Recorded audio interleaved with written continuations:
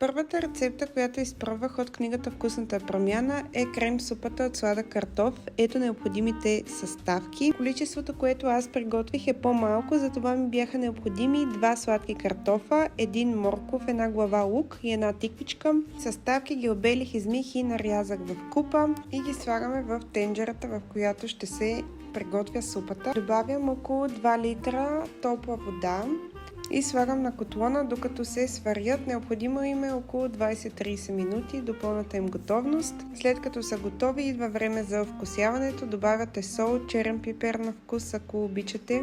И общо взето може да добавите всякакви подправки, които са ви любими. Аз добавих и магданоз по препоръка и бульон, който е пилешки предварително замразен по рецепта на Йоана Йоко, която можете да видите в профила, и пасирате, добавяте малко масло и вашата крем супа от сладък картоф е готова. Ако искате